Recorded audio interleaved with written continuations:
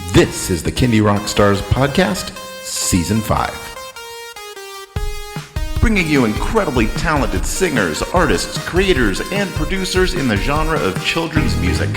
I'm your host, Patrick Adams.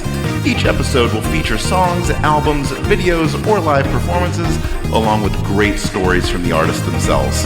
Kindy Rockstars Season 5 is proud to be supported and sponsored by Waltmania Public Relations, serving the family entertainment community for more than 20 years. And now, on with the show.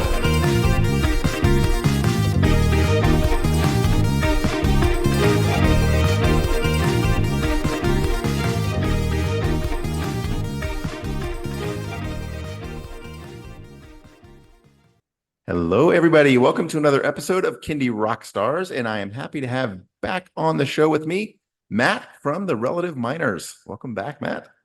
Thanks, Patrick. It's great to be here again. It is good to talk to you again. So we're here to talk about your new album. Most of what we do is sleep. But before we do that, what have you been up to since the last time we talked? We have been a little busy. We did that album. It came out in January, and we had a couple of singles leading up to that. And we also went again this year to the Canadian Folk Music Awards. Our previous album, Minor Third, was our second nomination. So this time it was out in St. John's, Newfoundland. So we went to the far, far east of the continent. And looked out at the Atlantic Ocean, and we didn't win, but it was a great time though. We met some new friends and some old ones as well. So it was great. And we brought our kids along this time, which was also really, really fun and exciting for them. One of them had never been on a plane, so it's good. Very cool. I bet it's beautiful out there. It is. It was pretty cold in April, but it was still like this nice off the ocean coolness that I really like. Yeah, before I was born, my family all were born and raised in Philadelphia. And one vacation that I see pictures of is in Newfoundland. So they took a trip up there, but I've never been there myself, but the rest of my family has. So well, it's lovely. I would recommend it. One day, although I kind of moved further away to get back there. So all right. Well, let's get into the album. Most of what we do is sleep, which is a great title. But talk about your experience pulling this album together. What kind of themes are a part of it, and what stories do you have for making it? Sure. So the album, as you said, is called Most of What We Do Is Sleep. And basically we had done 3 albums, and we wanted to try something a little different. Usually we have kind of a rough theme in mind. Or some kind of touchstone concepts that we like to at least be inspired by as we're just kind of writing whatever we're inspired to write, but kind of linking back to some of those themes. And this time Kirsten, my wife and co-writer for all our songs, she was in school for film composition for the year. She took a year to go to school and study film composition. And we had done a little bit of more orchestral elements, like we had a string quartet into the studio for a few songs on the previous album. So we were excited to maybe try some new, some maybe more ambitious arrangements and things like that. And as a children's band, one way that you can really play around with some nice, beautiful arrangements is to do lullabies. So Kirsten, the first song either of us wrote for this album was her song. It's called Where the Stars Play, and it's the first track on the album. It was the first song written for the album. And it's basically just a lullaby, though it gets a little more soundscapey toward the end and a little more exciting. But we realized we want to write some beautiful arrangements like this, but we don't necessarily want to just write a lullaby album. So rather than just and I also came up with the phrase "most of what we do is sleep" as a kind of a funny, slightly quirky window into that new terrain, because most of what maybe not most, but a lot of what we do is sleep, and we don't necessarily talk a lot about it or write a lot of songs about it unless it's lullabies. But we wanted to kind of take that as a starting point and just see how many directions we could branch off into. So we, instead of saying, let's write a bunch of lullabies, we said, let's write a bunch of songs inspired by the concept and looking at sleep from various angles. And so that's what we did.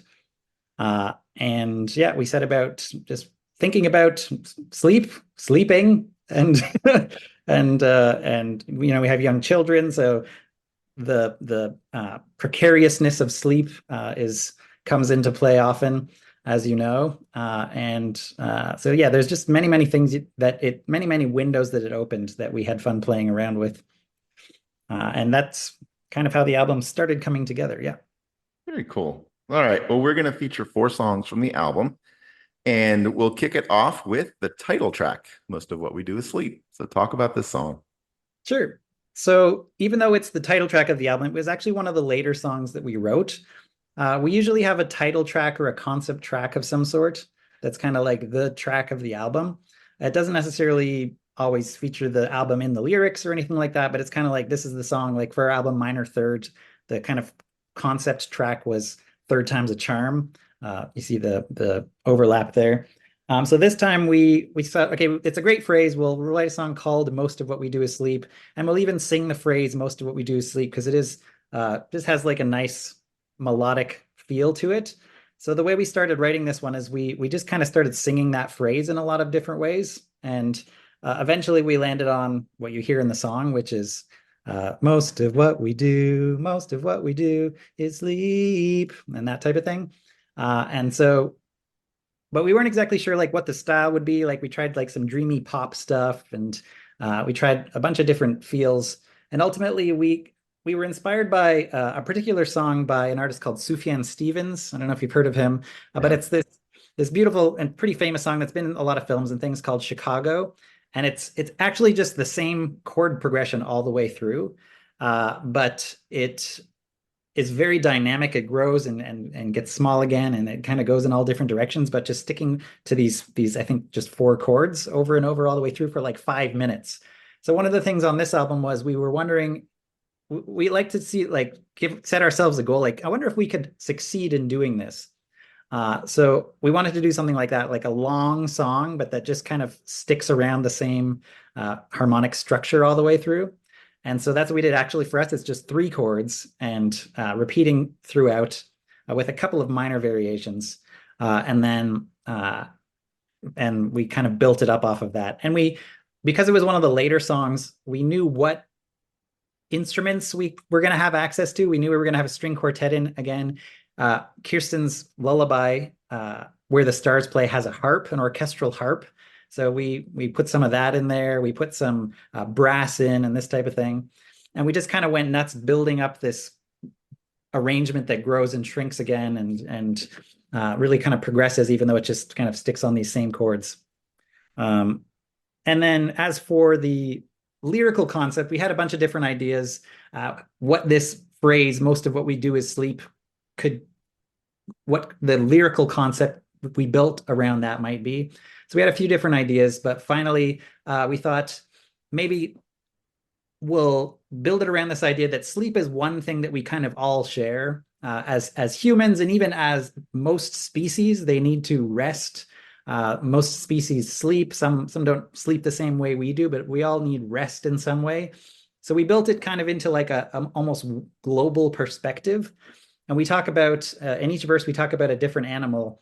And we specifically chose some animals that spend most of their time sleeping. So we just wrote these kind of nice little, slightly cryptic, slightly poetic verses about these different creatures and how most of what they do is sleep. And that's kind of how it came together. And I'll just wanted to give a shout out to Mr. Ben, one of our co-nominees at the Canadian Music Awards this year, actually played trumpet on this song, and he did a great job. So the trumpet solo that you'll hear, that's Ben Bowen, Mr. Ben from Hamilton, Ontario. Pretty cool. Well, I love the concept of this song. Let's go ahead and check it out. Here it is. Most of What We Do Is Sleep by the Relative Minors and Mr. Ben.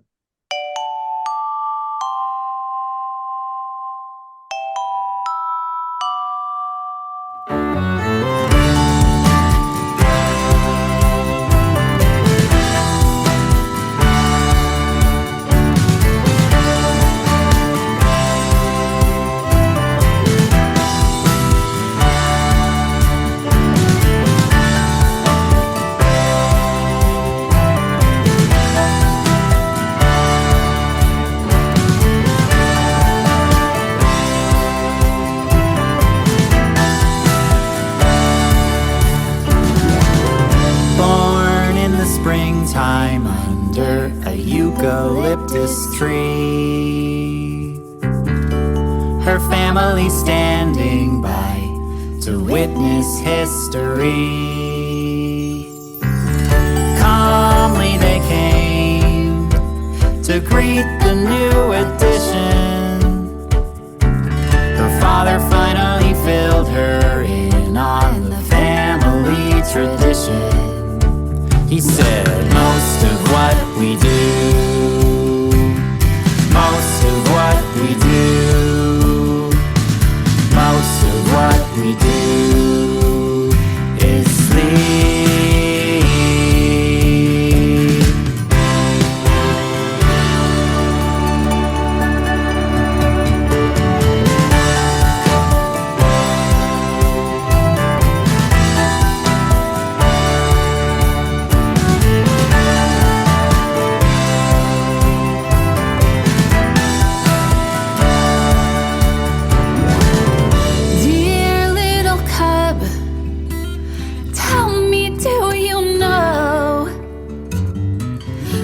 Your dazzling stripes will stay with you and they will grow.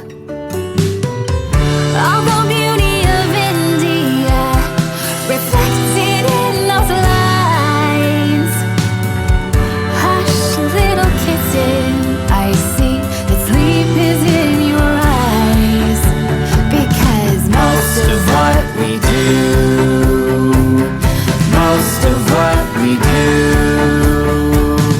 most of what we do is sleep, sleep,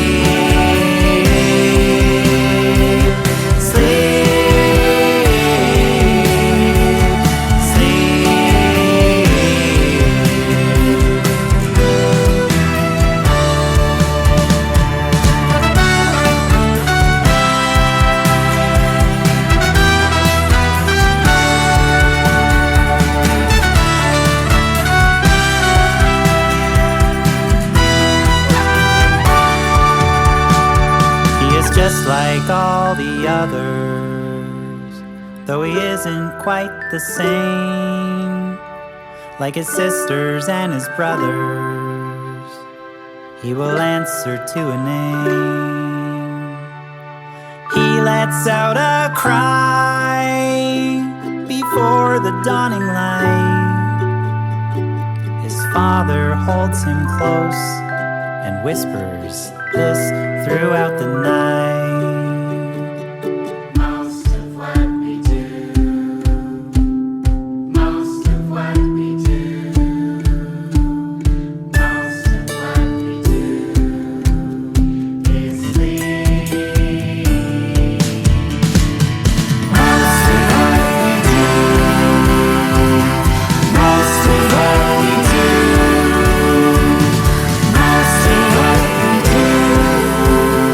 is sleep,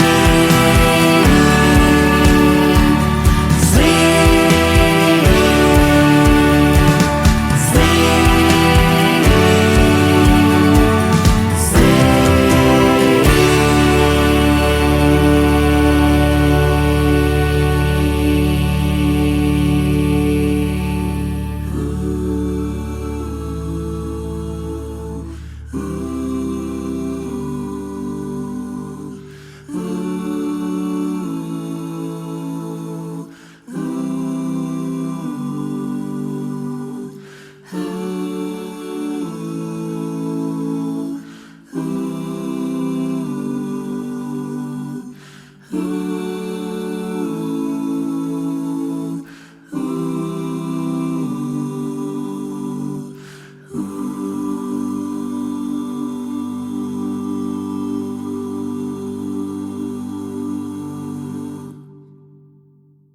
And that was Most of What We Do is Sleep. The second song we're going to talk about is called Lazy Dog. Tell us about this one. Sure. So this song has the oldest pedigree, if you will, on the album. Little dog reference there, I guess. So it started off as I had this chord progression that it was, how when you're a musician, you have these little chord progressions you come up with, you play at at parties or wherever you pick up a guitar, you just kind of strum this progression. So this is one of those for me. It's just a couple of major seventh chords, which has like a nice kind of like low key vibe. And so I would play those chords now and then. And then one day, this is way back in 2012 or something like that. A friend of ours came over, a friend named Francis. He came over and he had just been through a breakup. So he's like, can we just like jam? Like I need a little bit of, that catharsis or whatever it is. So I started playing these chords and he started singing. And he started singing this song about being a lonely man. And ultimately he said, I'm just a lonely man with a lonely dog. And we actually got a little recording of it. So we had that just part of our musical experience in life, this little moment that we captured. And I thought his melodies were great, and that thing about the lonely dog was really funny, even though it was this really a kind of sad jam ultimately. So I had this song in the back of my mind, and Kirsten and I would talk about it every now and then, like we should turn that into a relative minor song. It'd be great. And then finally, when we started working on Most of What We Do Is Sleep, the album, we remembered this lonely man song, and we started thinking we could mash it in with the theme if we changed it to lazy man. But then because we're the relative minors, we always come back to animals and creatures and just weird things.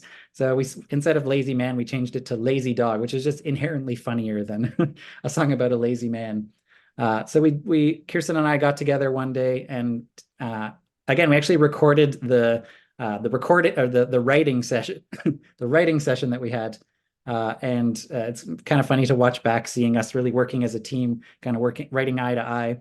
And we wrote this funny little song about a lazy dog. And it also, because we have written other songs about dogs, it gave us a little opportunity to do a little throwback to a previous song. So we say something about the dog's calling in sick to work as part of his laziness, which is just a little winking reference back to one of our songs, A Successful Career as a Dog, from our second album. So that's kind of the story of that one. Awesome. All right, well, let's check this one out. Here it is, Lazy Dog by the Relative Minors. Listen here, humans. I've got a song for you, a little ditty, and I'm gonna sing it. I'm just a lazy dog, living in my lazy world. Oh, how those dog days of summer get the best of me.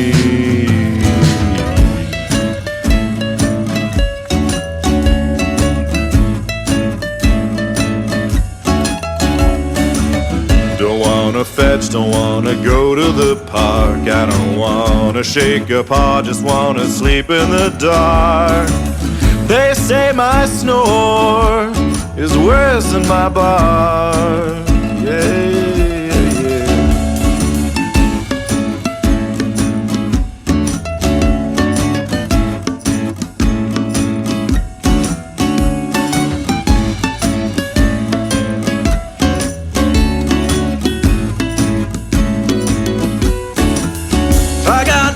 To be had, responsibilities to shirk. Get my boss on the line, I ain't going into work.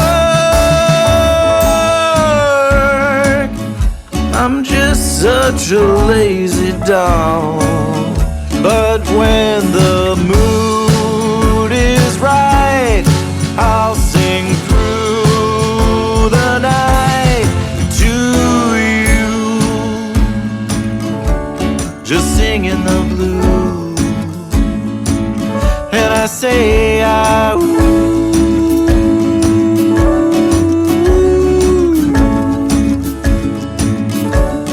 say,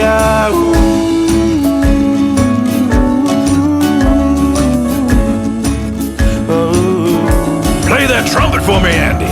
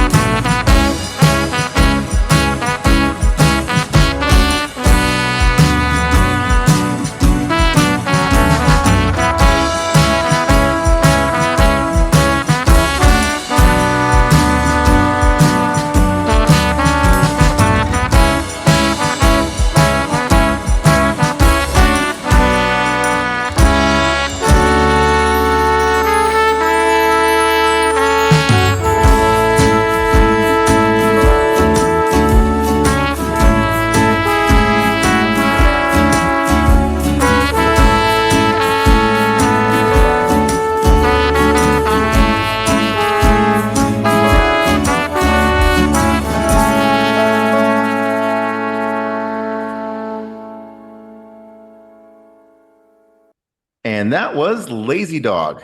All right. Third song we're going to talk about is called And It Was All a Dream. Fitting right in with that whole sleep theme. Tell us about this one. So this was an obvious topic to focus on when the album is premised around sleep. I did want to say that we have a few different vocalists in the band, and I chose the songs today just to kind of show the variety. Kirsten and I mainly sang that first song. Most of what we do is sleep. And our friend Andy, who plays along in the band with us, sang and played trumpet on Lazy Dog. This next song, And It Was All a Dream, it's the first time we featured our friend and musical collaborator, bandmate Laura on lead vocals. She sang backing vocals live and backing vocals on a few songs in the past. But this is the first song we wanted to write her a song to sing lead on. So this is what we came up with for that. And like I said, this was an obvious, when you talk about dreams, as you know, you really open up the endless possibilities with what you can do in the lyrics. So first of all, the song started, I was actually driving and I started singing, and then I woke up and it was all a dream, ba, ba, ba, ba, ba. And that's a lot of the songs kind of start with just like a phrase like that, and we kind of branch out in all directions. So that had a kind of, to me, had like a bit of like a pop punk vibe. And so we started building it up around that. But then we got to writing the verses. And like I said, when you are writing a verse about something that turned out to be all a dream, you can really sing about anything. And I found that open-endedness actually kind of debilitating. Like, I know you're happy to write full albums about letting your imagination go in all directions, but usually I like to have sort of more of a framework to work in.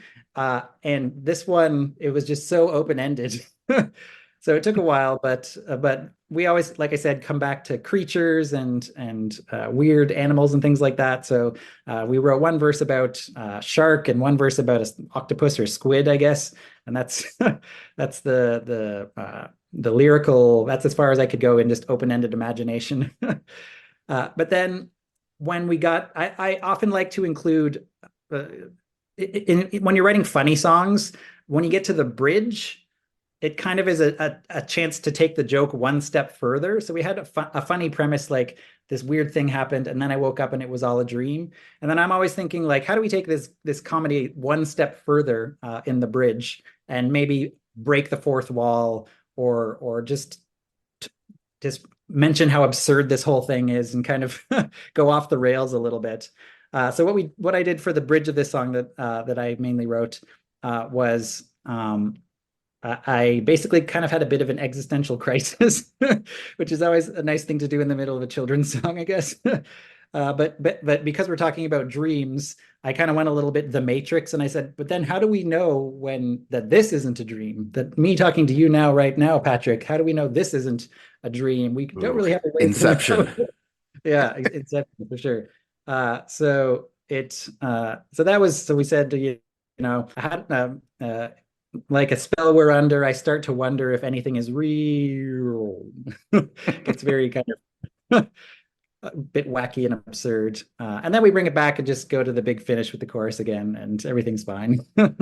Yeah, no, so I was actually going to compare, singing about dreams, where you're right. You could literally write about anything. And then my last album, I purposely tried to think of as many wacky, just nonsensical things as I could and make songs out of them.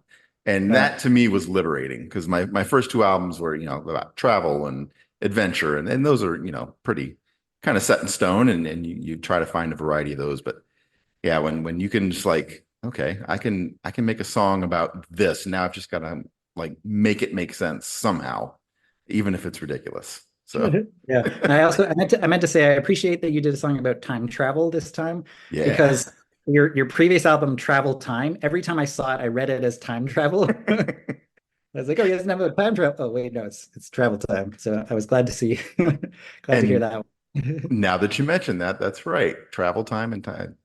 Didn't even put that together. Yeah, I should open and close shows with. Yeah. So, all right. Well, very good. Let's play this song now. And It Was All a Dream by the Relative Minors.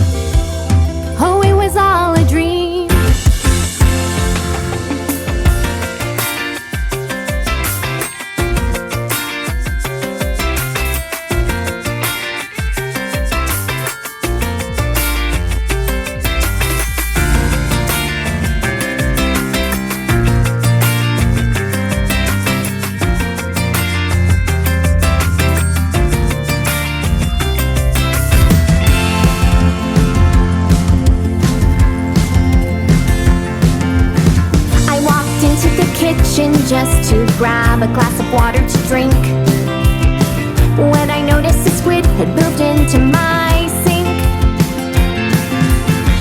It was sorta suspicious, but he helped me wash up the dishes.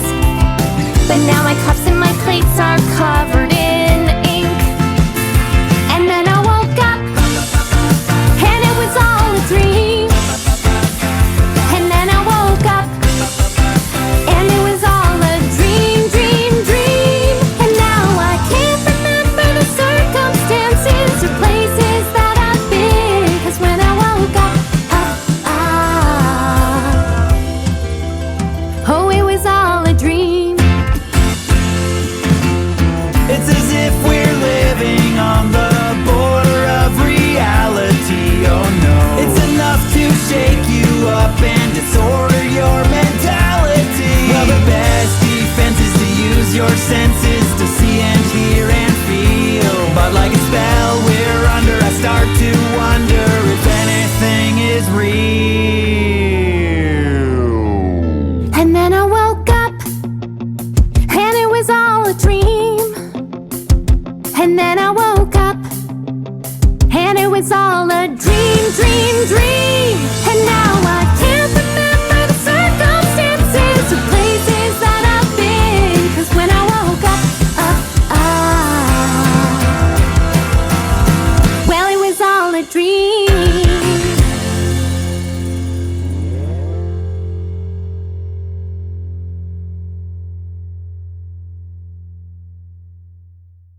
And that was And It Was All a Dream. And we will close out the song features with a song called Change is a Wonder. Tell us about this one.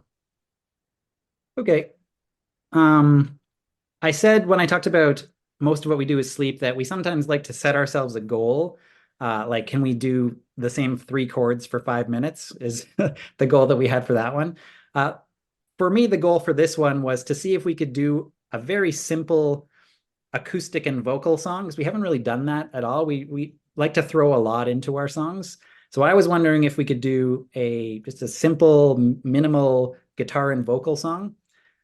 And also from the very beginning, I said Kirsten and I write most of the songs, almost all the songs, but this one, the guitar part was actually something that our acoustic guitar player, Mark, had written years and years ago. So this one also has a bit of a long history as well. He wrote this beautiful, nice picking acoustic guitar part, but he doesn't really write lyrics, so he hadn't really figured out a melody or any lyrics to put on top of it. And when we first asked him to join the band, so 5 years ago or so, he showed us this thing and said, if we ever do like a lullaby album, we could use this. And we're like, yeah, that's great. Let's put a pin in that and save it for later. And then when we started working on this album, we were like, oh yeah, let's use some of those things that Mark had written. So Mark laid down a recording of the acoustic guitar part, and Kirsten has this amazing skill of just pulling melodies out of chord progressions, out of harmonic structures like that. So she easily just whipped out this beautiful melody and started working on the lyric. And she also has a skill, much more than me, of writing slightly more serious, slightly more grown-up songs. I think a lot of times, like I grew up listening to Weird Al and things like that, and there's always like a very clear theme, a very clear, like I said, a clear parameter for the song. But Kirsten's much more comfortable writing more impressionist, like kind of more open-ended lyrics. And so she started working on this one and wrote most of the lyric, and it just kind of all started, it just kind of flows out of her like that. And she tied it to the theme by saying sleep and then rise. And then from that, she started talking about change and ended just naturally on this phrase, change is a wonder. And that really kind of got the whole thing moving. And like I said, she wrote most of the lyric. I helped a little bit with the second verse, I think. And it was kind of a nice experience to just write in this slightly different style. So ultimately we ended up with this nice little song, Change is a Wonder. Again, we asked Mark to sing the vocal on that. He's sung lead on a few funny songs in the past, but this was the first time he's done the more serious thing as well for us. And it came together again. As I said, we were wondering if we could just do acoustic guitar and one vocal. We got a mix of that, and we didn't quite think it fit perfectly with the rest of the album. So we just added a couple little elements. Kirsten added an octave vocal on the bridge, and just a couple other little things, some little electric guitar effects, and we ended up with something, just a nice little sweet song, a little acoustic thing that's, I think, came together really nice. Very good. All right, well, let's check the song out. Change is a Wonder by the Relative Minors.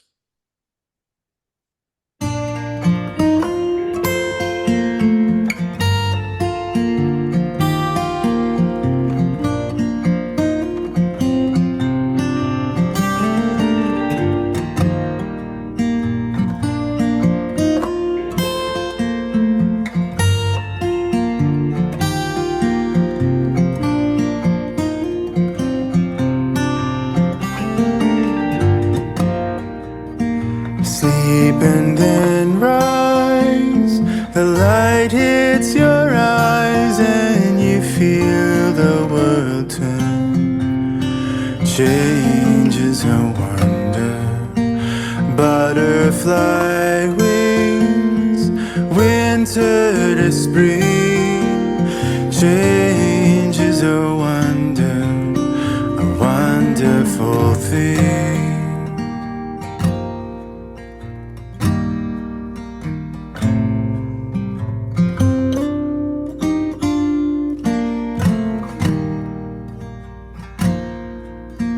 Whiling away the hours, the days, like the scenes in a play.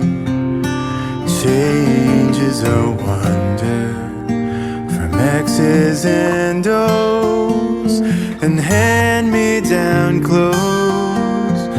Change is a wonder, a wonderful thing.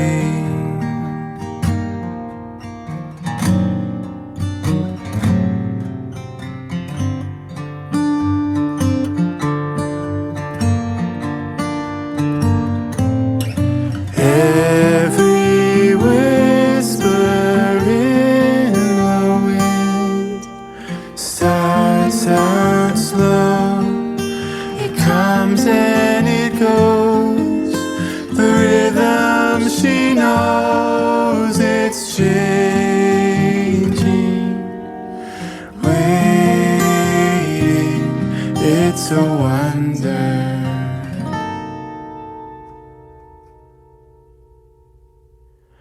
A tearful goodbye, moments in time that you hold in your mind. Change is a wonder, the last golden ray is not meant to stay past the end of the day. Changes a wonder.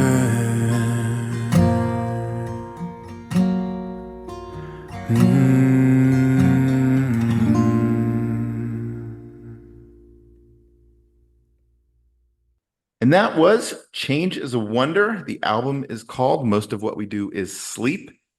All right, Matt, assuming this album can be found all the places that you stream, purchase, and download music, how can people find and get in touch with you, see your website, YouTube channel, and what you got coming up? Sure. So we have a website, therelativeminors.ca, which has some information and things like that. We have, obviously, the most active place we're on is Instagram these days. We're also on Facebook, and we have a YouTube channel with some things coming along the pipeline there. And yeah, that's where we're looking forward to playing some more gigs this summer. We're branching out. We've mostly played in our town of Cambridge. That's kind of where most of our gigs take place. We're branching out more into more of Southern Ontario these days. So excited for some gigs this summer, and excited to connect with more kids and more other artists in the province and in the country and in the continent and around the world in the future. So thank you for that opportunity here, Patrick. And I also just wanted to give two more quick shout outs for the album, because we had some great collaborators on this. We actually had Lewis from Lewis and Dan play clarinet on one of the songs. And he did a great job, clarinet and bass clarinet on the song Magic, Magic, Magic. which is a great tune too, one of Kirsten's best, I would say.